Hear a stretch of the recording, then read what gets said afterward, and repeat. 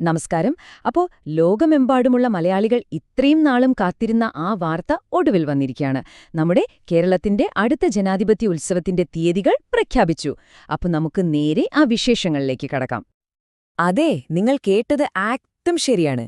കേരളത്തിന്റെ രാഷ്ട്രീയ സാമൂഹിക മണ്ഡലങ്ങളെ ശരിക്കും ഇളക്കിമറിക്കാൻ പോകുന്ന ആ സംഭവം, അതായത് 2025 തദ്ദേശ സ്വയംഭരണ തിരഞ്ഞെടുപ്പിന്റെ തീയതികൾ ഒഫീഷ്യലായി പ്രഖ്യാപിച്ചിരിക്കുന്നു. പക്ഷേ ഒരു മിനിറ്റ്, ഇതൊരു സാധാരണ ഇലക്ഷൻ പ്രഖ്യാപനമായി മാത്രം കാണരുത് കേട്ടോ.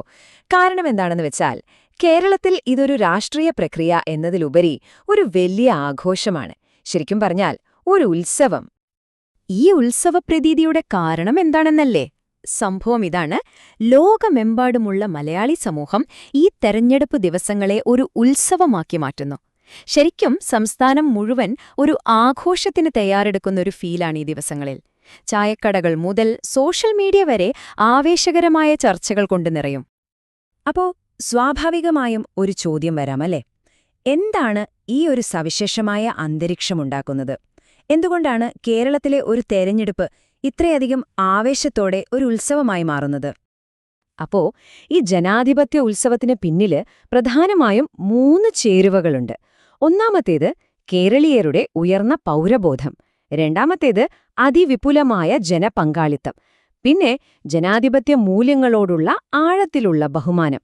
ഈ 3 കാര്യങ്ങളും കൂടി ചേരുമ്പോഴാണ് ഓരോ തിരഞ്ഞെടുപ്പും കേരളത്തിൽ ഒരു വൻ ആഘോഷമായി മാറുന്നത്. ഓക്കെ, അപ്പോ ഈ ഉത്സവത്തിന്റെ ഒരു കൾച്ചറൽ സൈഡ് നമുക്ക് മനസ്സിലായി.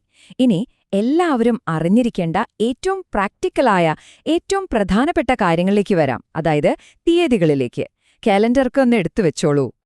ഈ തദ്ദേശ സ്വയംഭരണ തിരഞ്ഞെടുപ്പ് എന്ന് കേൾക്കുമ്പോൾ ചിലർക്കെങ്കിലും ഒരു കൺഫ്യൂഷൻ ഉണ്ടാവാം. സിമ്പിളായി പറഞ്ഞാൽ, നമ്മുടെ ഗ്രാമങ്ങളെ ഭരിക്കുന്ന പഞ്ചായത്തുകളിലേക്കും നഗരങ്ങളെ ഭരിക്കുന്ന മുനിസിപ്പാലിറ്റികളിലേക്കും കോർപ്പറേഷനുകളിലേക്കുമുള്ള നമ്മുടെ പ്രതിനിധികളെയാണ് നമ്മളിതിലൂടെ തിരഞ്ഞെടുക്കുന്നത്. ജനാധിപത്യത്തിന്റെ ഏറ്റവും ബേസിക് തലം. ഇനി ഏറ്റവും പ്രധാനപ്പെട്ട ഭാഗത്തേക്ക് വരാം: ഇലക്ഷൻ ടൈം ലൈൻ. എല്ലാവരും ശ്രദ്ധിക്കുക. വരുന്ന 2025 ഡിസംബർ മാസം 9 തീയതി തെക്കൻ കേരളത്തിൽ 1ാം ഘട്ട വോട്ടെടുപ്പ് നടക്കും. അത് കഴിഞ്ഞ് ഡിസംബർ 11 വടക്കൻ കേരളത്തിൽ 2ാം ഘട്ട വോട്ടെടുപ്പും. പിന്നെ നമ്മളെല്ലാവരും ആകാംക്ഷയോടെ കാത്തിരിക്കുന്ന ഫലപ്രഖ്യാപനം ഡിസംബർ 13 രാവിലെ മുതൽ തന്നെ വന്നു തുടങ്ങും. അപ്പോ നമ്മൾ ഈ തീയതികളെ പറ്റിയും ഈ പ്രാദേശിക തെരഞ്ഞെടുപ്പിനെ പറ്റിയുമൊക്കെ സംസാരിച്ചു. പക്ഷേ ഇതിന്റെ പ്രാധാന്യം കേരളത്തിലെ മാത്രം ഒതുങ്ങുന്നില്ല. ഇതെങ്ങനെയാണ് ഒരു ലോക മാതൃകയാവുന്നത് എന്ന് നമുക്ക് നോക്കാം. നമ്മൾ ഓർക്കേണ്ട ഒരു കാര്യം, ഇതൊരു പ്രാദേശിക വിഷയം മാത്രമല്ല എന്നതാണ്.